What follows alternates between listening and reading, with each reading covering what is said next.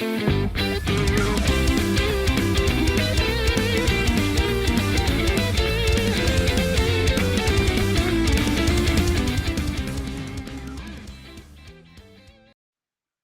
is happening? I'm N64 Josh, and this is an NPC bonus episode. We're going to be talking about Pokemon Scarlet and Violet review roundup, taking a look at the different outlets that have already reviewed the game, the Metascore, the Metacritic score, and all the above. Before we jump into this, I want to let you guys know that I will be doing another 12-hour stream on this coming Saturday. And you guys control the stream by paying for time slots. And I just want to give everybody a shout out and say thank you from the bottom of my heart who has shown up, who has helped fund this trip to Philly to PAX Unplugged. I've already got some great meetings scheduled, and I'm really excited to begin my Pokemon card collection. And this is all because of you guys. So thank you so very much. If you want to be a part of the next two streams that you control, Friday night and Saturday morning, starting at 8:30 Pacific, 11:30 Eastern. Of course, I want to say jump into the Discord, n64josh.com/Discord. And lastly, if you would like to get a NPC t-shirt, we have Scarlet and Violet inspired t-shirts, n64josh.com/store, and you can save 10% by using coupon code PAX Unplugged. So thank you guys again for all the support. You guys are just absolutely amazing, and I greatly appreciate it. Let's jump into this review roundup here, shall we? Scarlet and Violet right now on Metacritic is sitting at a 77. And I would say that that's probably lower than most people are anticipating. I've been going through a number of articles. We're going to pull them up throughout this episode and take a look at what some of the reviewers are saying. We'll look at some of the snippets right here on the Metascore. Right off the bat, the enemy, which I find interesting. They give the game a perfect score. Okay? Perfect score. But right off the bat, the first thing they talk about is technical problems and lackluster multiplayer. And so that to me is just a little bit confusing, because it's like, how is it a perfect 10 out of 10 at that point? I'm going to read what they say here. Pokemon Scarlet and Violet's technical problems and lackluster multiplayer are unable to overshadow its triumphant leap into an open world. Compelling characters and a huge batch of new creatures and an excellent OST help the titles on their mission to renovate the franchise.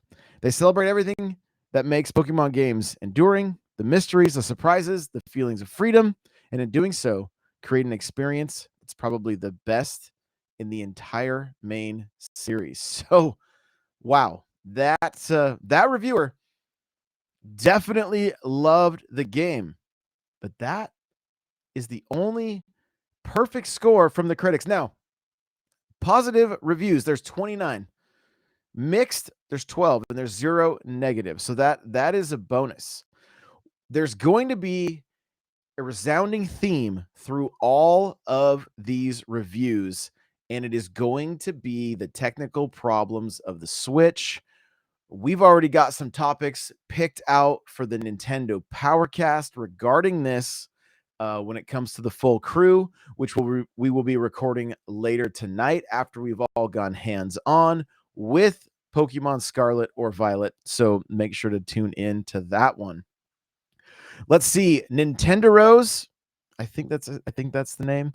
They say they give it a 97. They say despite some technical problems, the new formula created by Pokemon Scarlet and Violet for the franchise has delighted us. A wide variety of interesting Pokemon and more mature story than usual, and a very fun gameplay cycle result in the most complete installments of the saga and an outstanding experience for players both veteran and new. And again, they gave it a 97. Atomics, 90 out of 100. Pokemon Scarlet and Violet are very worth it. This is a fantastic wrap up to a great year on the Nintendo Switch, and I can't wait to see how Game Freak and the Pokemon Company take everything that worked here and expand on it in the future. And I think it's worth talking about for a second that Arceus was a big leap forward. But as we're going to see from some of these different reviews, Scarlet and Violet take a little bit of a step back. So I'm going to continue on with a couple more of the Metacritic little snippets here, and then we're going to jump into some of the articles that I've grabbed. This is from Hobby Consuelas, I think. Consolas, I think I said it right. It says Pokemon Scarlet and Violet capture all the magic of the past and fuse it with the improvements of the future, resulting in 2 fresh installments with very good ideas. Screen Rant gives it a 90, says Pokemon Scarlet and Violet is a must-play adventure for everyone, even those who have yet to take the first step on their own Pokemon journey. So, must play. That's saying something. Dropping on down, let's see. We've got from IGN Portugal, says Pokemon Scarlet and Violet has, and here we go. This is something I've seen on a few different places, has taken 2 steps forward and 1 step back. Much to blame for its performance on Nintendo Switch. Still, the new formula is solid and could very well serve as the basis for the next games in the franchise, with plenty of room to grow. With a whole new generation of Pokemon to meet, and it says Pokemons, which I think is hilarious because that sounds like something I would say. To meet and novel mechanics to master, Pokemon Scarlet and Violet will please new and old fans, casual or competitive alike. Well, there you go. There you go. I want to drop down to GameSpot real quick. Says, while undercooked presentation and visual issues hold the game back, Pokemon Scarlet and Violet are still the best mainline Pokemon game in years. They build off Pokemon Legends Arceus' open-ended design in some thoughtful and surprising ways and retain the same level of depth that the mainline series is known for. And they give it an 80 out of 100. Now, I do want to drop down to some of the lower reviews here. Guardian says here, Game Freak draws up an exciting new open world blueprint for the Pokemon franchise, but appears to have lacked the time and know-how to deliver it to spec. Compare this with June's gorgeous Xenoblade Chronicles 3, which runs on the same console. It is hard to shake the feeling that you're beta testing an open world Pokemon. With more time in the oven, this could have been genuinely exciting. As it stands, this fun-filled adventure asks you to put up an awful lot more of the rough than the smooth. To put up with an awful lot more of the rough than the smooth. So, and that was from Guardian, and it looks like they gave it a 60. Yeah, they gave it a 60 out of 100, so only a 6. So there's a number of reviews in progress, but like I said, kind of the overarching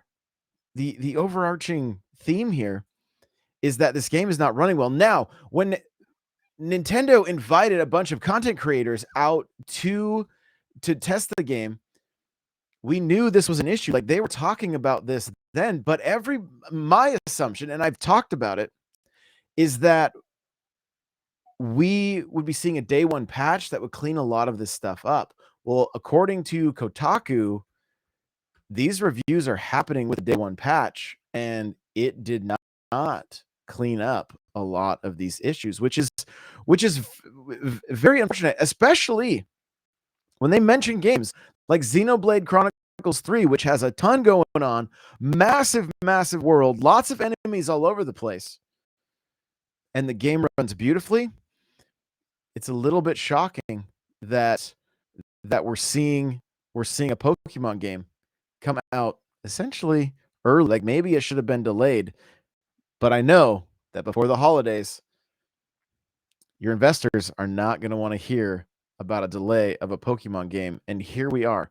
Do I think we're still going to have a good time? Absolutely. But is it a little bit frustrating, kind of going backwards in a series that we really want to see evolve? Absolutely, it is. So, again, I want to touch on kind of just the wrap up some of these articles here. Um, Kotaku's talking about, I believe they're quoting like The Guardian and some other, like they basically put together a list of, why they've got everybody in here from Polygon, Eurogamer, and they're great little snippets. It says there are 3 different writers experienced stunted performance, citing rough, almost stop motion like frame rates and infrequent crashing at key moments. Other issues they mentioned are invisible Pokemon in battles, pop in, and lots of clipping. Eurogamer describes the game as ambitious, betrayed by the performance.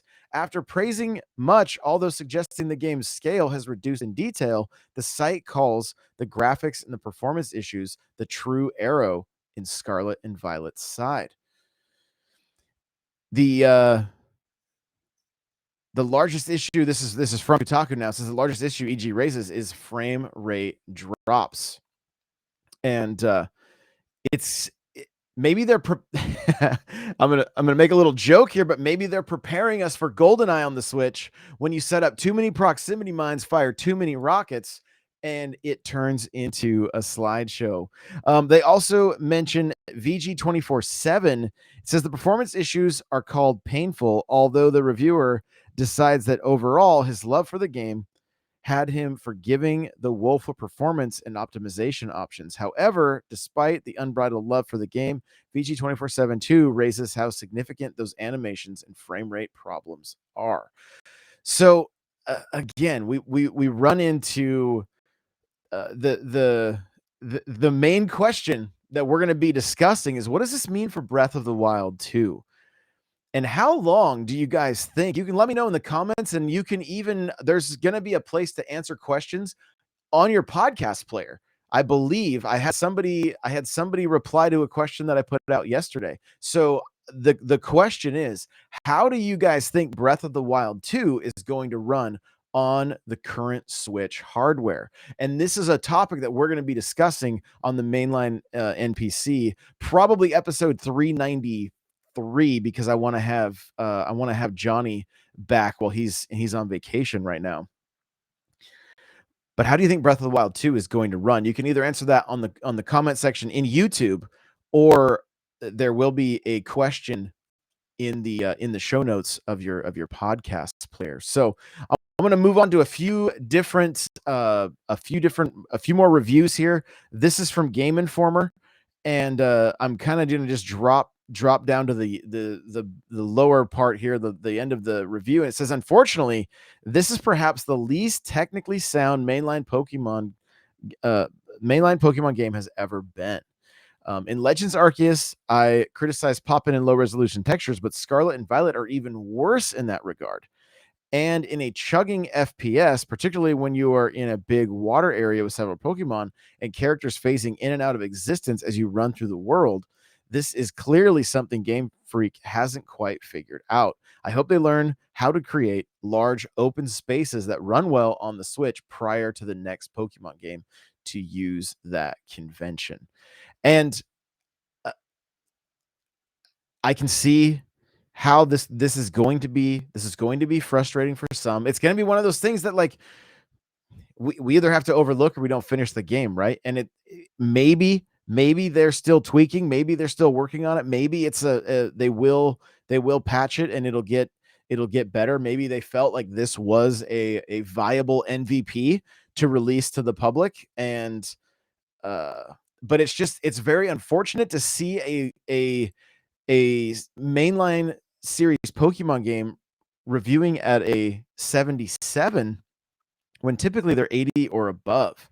So this is from The Verge. It says the Pokemon games have never exactly been a technical powerhouse, of course, but with Violet and Scarlet offering more of a modern structure, this seems the seams are much more apparent. This is no longer a tiny RPG you play on the go. It is a vast open world on a home console that you can also play on the go. But frequently it looks and feels like something more archaic than its lofty concept, particularly when it's blown up on the television. They do go on to say that none of these issues amount to a deal breaker, and I had a lot of fun with Violet and Scarlet. I've already gone back into the world after the credits rolled so I could fill my Pokedex and dig into the post-game missions. The present the present of Pokemon is arguably as good as the present of Pokemon is arguably as good as it's ever been. The new release is huge and varied. Even after I finish, there's still lots to do. I haven't even been able to try out the online features yet. At the same time, it feels like we've reached the limit of what the Switch is capable of, at least with this style of game. They finish up this article with, if a Switch Pro does ever finally materialize, let's hope it's in time for the next Pokemon. So again, like I said, it's a resounding theme of reviewer after reviewer talking about the lackluster performance of the Switch. And again, for me, it was something I really thought would be fixed at a day one patch, but apparently I was wrong. This is we are looking at GameSpot right now. It says, fortunately, Scarlet and Violet run pretty well. Don't expect a buttery 60 frames per second, but during my time with the games, I haven't experienced any slowdowns or significant dips to the frame rate.